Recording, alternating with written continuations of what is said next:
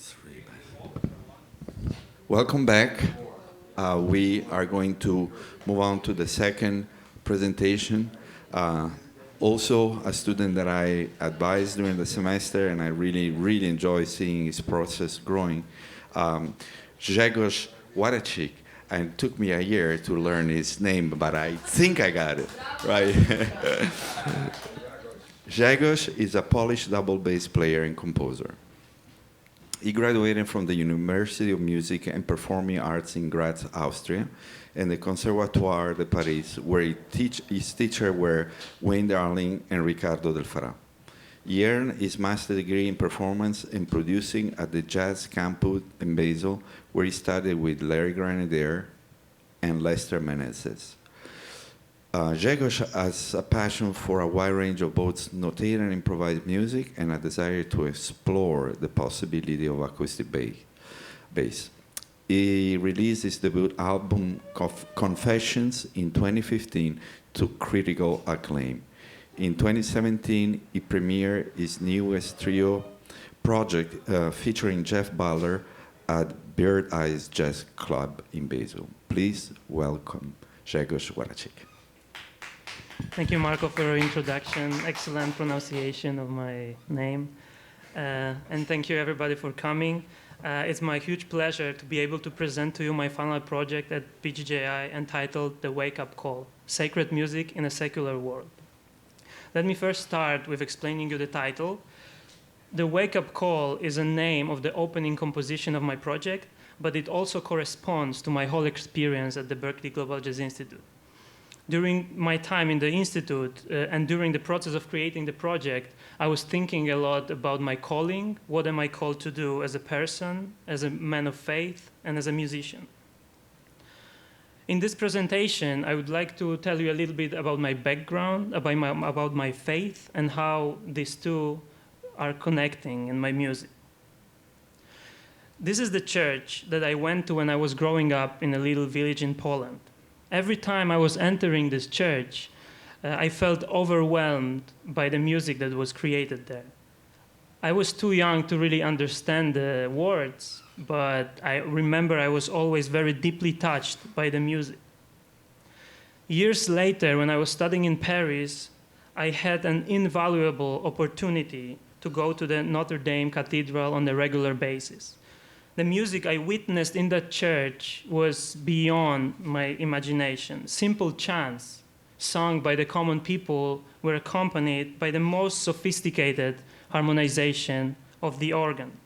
The most beautiful music was created by these two forces joined together, unified by the urge to praise God.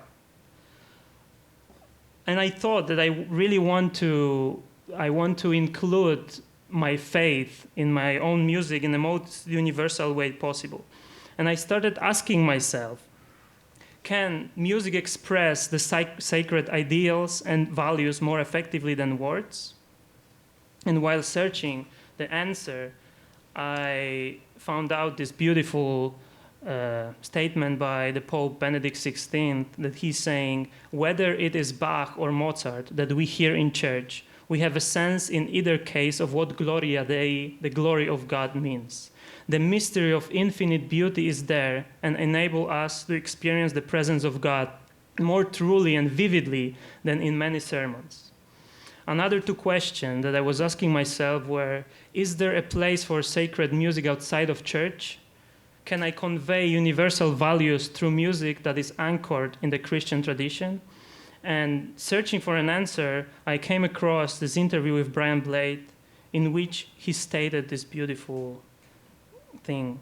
I think the language that we communicate in with the music, hopefully it leaves the door open, that it doesn't exclude anyone, but it includes everyone. Every listener will hopefully feel the songs in their own way and have it strike across their lives and their own experience in an individual way.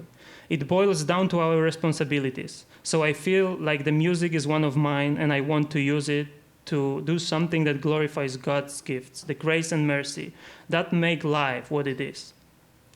And the final question, and I think the most important question for me, was, can I reconcile my calling as a man of faith and my calling as a musician? can these two become one vocation? And I'm very happy to say that I found an answer to this question in my project. And I can say even more that my project is an answer to this question. And now we are moving to the project itself. And I wanted to say that I based my project on Polish church music from 18th century called Gorzkie Żale. And Gorzkie Żale is a song meditation and reflection on the Passion of Jesus Christ. And it consists of 5 songs that are sung during the Lent. And Lent is the 40-day period before Easter. And the first reason why I chosen those songs is because they have very personal value to me. I remember singing them as a child, and they always appealed to me because they were very mysterious and full of mysticism. And the second reason is that these songs are crucial for the Polish culture, language, and identity. This is the church songbook that was published in 1838 in Krakow, Poland, when the country was under occupation. And I used this songbook as my primary source. And the songs in it are notated as melodies only. So this gave me a lot of freedom in creating my own versions. And right from the beginning, I knew that I want to create very acoustic, intimate, chamber-like atmosphere for the music. So that's why during the recording, I set up my band in the circle, facing each other in the studio. And I aimed for a prayer-like meditative environment. My goal was to redirect our purpose, not to just go to the studio and play the music, but to create an experience. So this is the first tune, the Wake-Up Call. On the right, you can see the melody, how it's written in the church songbook. And this melody is based on the 6th century Gregorian chant hymn that you can see on the left side. Let me play for you how it sounds in a traditional version.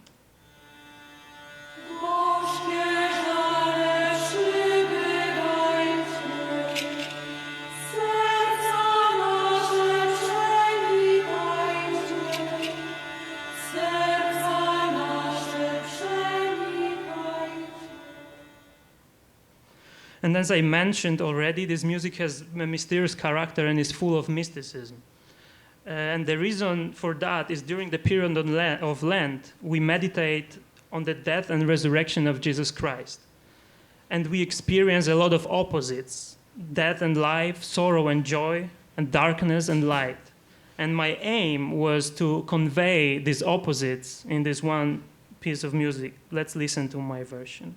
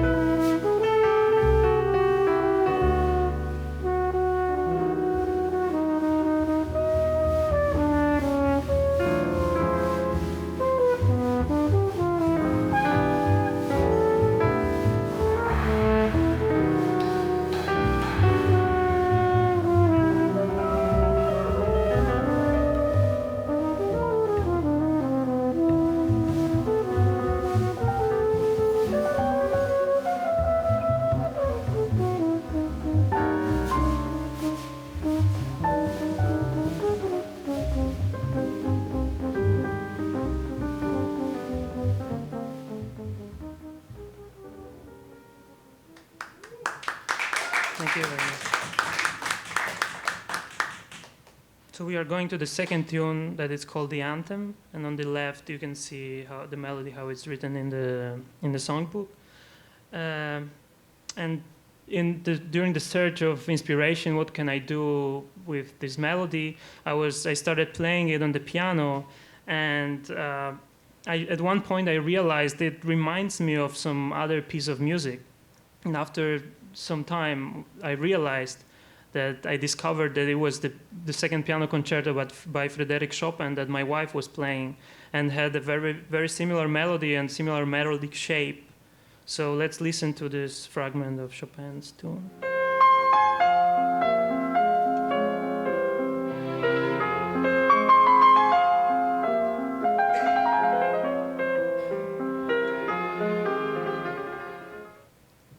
So it all started to make sense when I found out that Frédéric Chopin, who is the most important Polish and famous Polish composer, worked in Warsaw as a church organist. And I became extremely curious about how this song and all of those songs could have sounded when Chopin played it, and we know that he must have played it. So I decided to take some of his compositional elements, for example, in this case, parts of his left-hand accompaniment and part of like his harmonic structure, and I created my own version of this tune. Let's listen to it.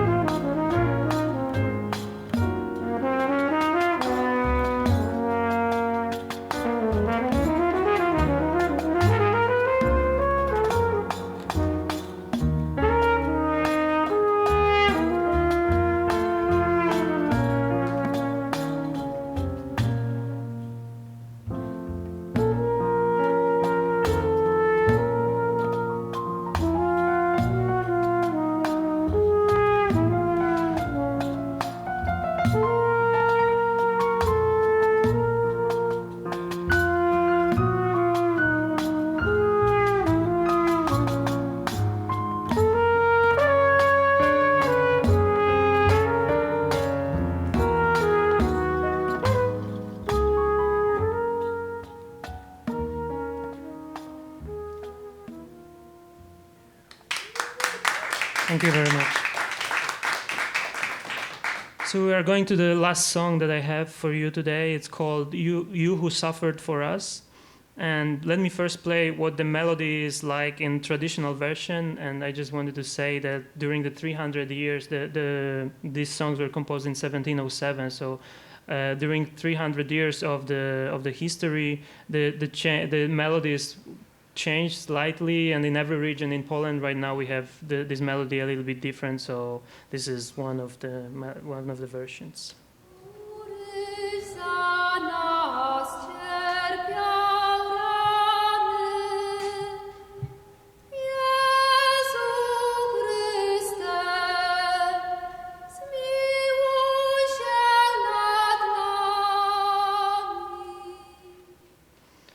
So my idea for this melody, I thought this melody would sound very beautiful and interesting as a bass line. So I decided to put it in a low register, and when I was playing on with it on piano in lower register, again this feeling of wow, I know this from some other tune.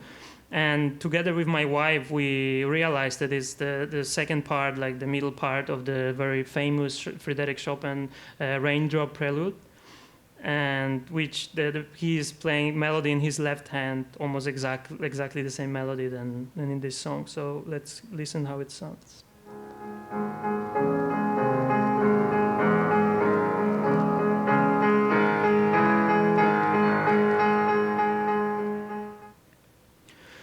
So I decided to after analyzing this prelude, I decided to use similar intervallic patterns for the melody, mainly in like parallel sixth, and also harmonies that Chopin used in his prelude, and I created my own version. So that is how it sounds like.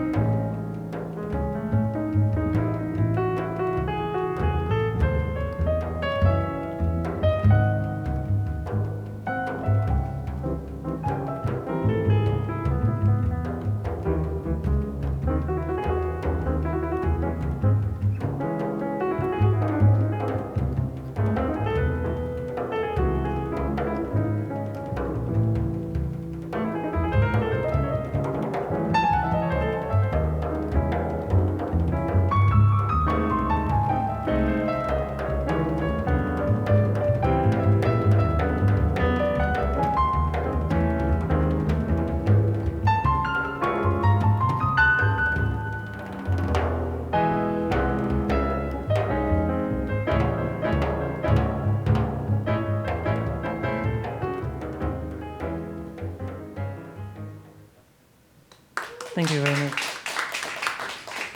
So on the end, I just wanted to say that this project allowed me to redirect my purpose. It made me find a way to include my faith in my music.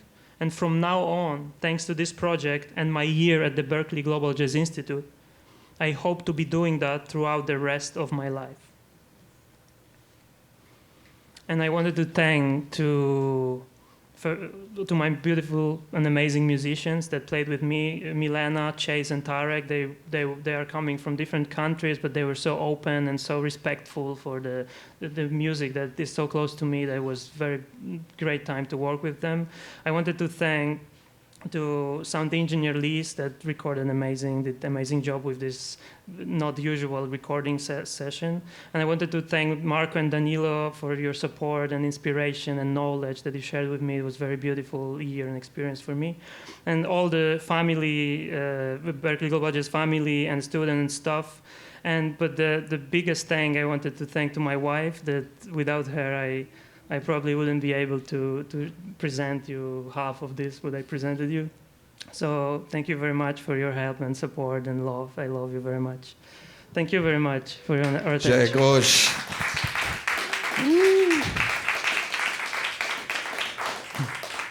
Grzegorz, congratulations.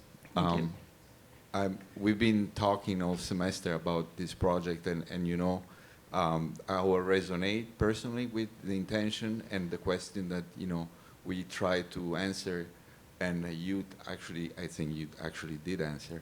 Before I pass the microphone, can you talk a little bit about your future plans with this music? Okay.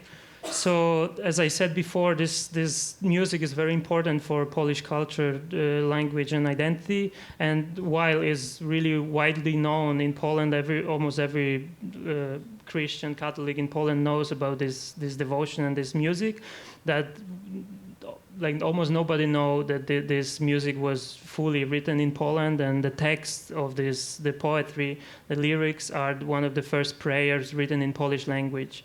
So Poles during the period of occupation, they could gather together and meditate in their own language and pray. So this was very important, and also it has very big social aspect, because during the early 18th century,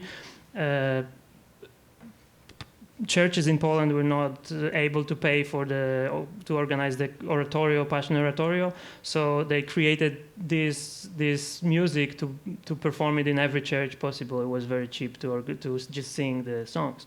And I thought that while I'm as an immigrant abroad, like in the United States now, I thought it would be great to show this music for people, to uplift them, but also to educate them about how this music is important for Polish people. But I think it's also very interesting for other people. It's very spiritual. So I thought that I could organize, probably in churches and in cultural centers, I could organize like a concert together with little lecture about its history, and to bring awareness of how big the value of cultural identity and historical, I can bring it to communities in Poland and to communities in the United States. And whenever I am, I think that is a great project to share with people. And I also thought maybe in the future to create like a little album with like brief history and this music that everybody can hear. And Fantastic. I think that also it's worth mentioning that you made the artistic choice to present more music, and that meant that you had to take out 2 of the pieces, because you recorded 5 pieces. Can you briefly talk about the 2 pieces you didn't include? Yes, I was thinking about it a lot. I recorded actually 5 full pieces and 1 like little intro with the 6th century hymn that was the main melody was based on. And I decided that this music is so like minimalistic and so emotional and spiritual that like just cutting the pieces of like 1.5 minute or 2 minutes wouldn't be really enough to get a full impression. So I decided to present like 3 tunes, but in very long. I almost presented half of all of the tunes. So. Okay. Finally, my comment, and this is very personal and it's very subjective, but during the production of this project, we talk a lot about how to transfer the sense of spirituality from religious music to something that could become secular music very, very fast. And I thought this for you was a great challenge. Can you talk a little bit more about that part and how you felt about this particular part of, conferring that spirit that was so important for you? Because I really saw you during the process really focus so much on this part. I mean, I want to say that I chose like a church music for my project, but of course the main goal is how to convey those values and messages in my own composition. So this is the next step. I was thinking about it, how to make it, but I was also talking to Danilo, and we thought about it that like after all the experience, after I talked about my experience in Notre Dame Cathedral, where I was really uplifted by the music, but also during the process during the whole year at Global Jazz Institute, when you go and uplift people in a nursing home, or you uplift people, you teach people in Serbia, and you see how they are uplifted and how they are changing. your composition process and your playing process it transforms you, these experiences. So I think for me, we talked with Danilo that every time I touch the bass, I should be aiming to create an experience. And for me, that's I don't know if that answers your question. Yes. But My personal feeling is that you really found this way through the music. I feel it, I sense it, and I think that you have tapped into something very special. I think you find like a new space for Christianity in a way, and also a new space for jazz. So I really want to congratulate you on this effort. Beautiful. And I would like to pass the microphone. I didn't mention that Chase Morin not only was your pianist, but was also your advisor and committee member. Hello. hello.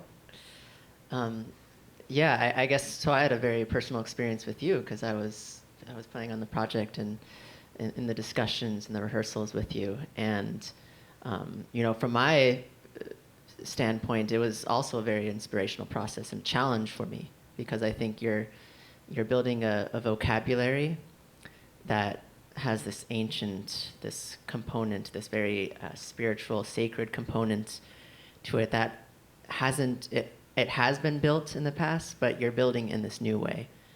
And I think this is going to be like a lifelong pursuit, and I just congratulate you, and I for myself and for you and everyone who's involved with this sort of thing to continue down that path. And maybe you could speak a little bit about one thing I noticed that was so incredible is in rehearsals you brought this sort of atmosphere, this very detailed specificity that you had in mind related to the music and the way we should express it in phrase and the pacing, all these kind of things, but also this openness, this very open feeling of, okay, we're just going to let this, or maybe you could talk a little bit, that frame of mind, that kind of atmosphere you were creating. Yeah, definitely. Thank you for what you said.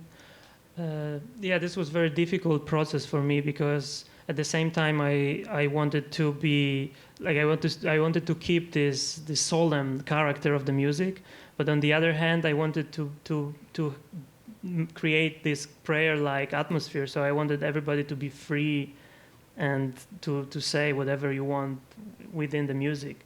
So I knew that it cannot be rehearsed a lot. It has to have a space for freedom. It has to have freedom and space for your own kind of individual prayers. But at the same time, I really this is such a Polish, very Polish tradition, and I wanted to tell you a specific things about this music and what it means to me, and I wanted to just give you a little clue, like within which you can be free, So I know it has been really difficult, but until last moment in the studio I was very stressed how it is going to work because we never really it. Also, the music I showed you, it was like a sketches, so we not always played exactly like it was written. We in the middle of the form we would stop for one fermata and explore something there. So it was very unpredictable. But at the same time, after the recording, I had this feeling that that's exactly what I wanted. So I'm very happy, and I'm happy to hear that you had good time because I was also thinking about it, that I would like to create music that it's also you're part of it, you're creating it. So if you had fun playing it and listening it, it's everything I could do. Absolutely, yeah, definitely. It was inspiring and challenging for me, and I think that's one of the things I notice listening to the recordings now is that both me and Milena, there's such an individual, we have our own things our own places we come from, and I hear that identity still within the music, but also a shared thing that you've been trying to create. So yeah, let's continue deeper. Thank you. Thank you. Grzegorz, congratulations. Fantastic project. Musically very, very moving, beautiful. And all the goals you set to do, the project really has a very conclusion of this period of your life. I feel fortunate to be a part of this journey with you, and to hear you playing. I've seen you grow so much this year musically, and you're proving that when you find the purpose, music takes place, you know, and it is inspiring to me. Now, as a last, I mean, I haven't heard all these pieces, but I'll give you my feeling and some of the things that. The first piece was really beautiful, and it has you can sense immediately the connection that you are talking about. But I also sense something about it that could be actually explored more, which is a mysterious journey that you have. It's the why, you know, and I think that something that might help to expand this, you know, it might be to do comparative work of a kind. For example, now that you're going to stay in the United States, to really invest energy and see if you go to experience the religious experience of black Afro-Americans, would at any point there is any things that can resonate and can inspire. Because there's something that the music that has religious connotation from Africa, there is a manage of some values that are very special, that also, which is the idea of joy with sadness at the same time. So you feel joyful, but you feel sad. And that's something that we could actually invest more into, to see how we can create all those emotions. You tap into a little bit, but you didn't really develop. And I think you got to work in controlling those elements, you know, a little bit. They come from the utilizing of rhythm, the limitation for the solos to explore in a certain way, the way that you are voicing the chords. They have a lot of voice leading, but sometimes when you come from one chord to another, if you move all the notes at the same time, it loses that thing that you're creating, that tension release that it comes from. You know what I mean? Like, for example, in the 4 bars on the second piece, I think, or the first one, where you have an A, it's a resolution to B flat minor. And you can hear a lot of on Bach's music. When he has a 1 minor chord, he used the diminished to delay the emotion, just to get you to the jarl feel. And I like to hear a little more of this. It's 1, but it really is not 1. It's something. It's the wishing of, like, I have faith, but it's really that. It's not like you're giving a concrete. You know what I mean? It's like a hope that something is going to happen. Exactly, and it gives me room to interpret that. You don't give me all the. Maybe experimenting with different colors would help. Maybe words, the use of words, like writing words. And I would even add the drama of because I've been working now with Wayne on the opera, and I see the idea of the drama that we need as a jazz musician sometimes get missing, because we're thinking from the instrumental perspective. But maybe a little more of that. Maybe that will give you that push, you know. For the last piece was fantastic. There was hinting of this universal and a global expansion that you're going for. You added a little touch of a rhythm in the back with those values. I will encourage you to go that direction more, and to find the universality of faith around the world, and be inclusive of that, because I think you tap into something there. I think this is also amazing, because the story of Goshkejale are telling the story about Jesus, which took place in Jerusalem, and Tarek was born in Jerusalem. So this was very beautiful connection in my project, to have him, and of course not using like what he traditionally would do would be a missed opportunity. So I think Yeah, I'm very inspired. Congratulations, this is a beautiful project, and really stay on it. Stay, like, I had a really great time working with you. Thank you very all much. the best, and we'll see each other and continue the journey. Thank you very much. Grzegorz, congratulations.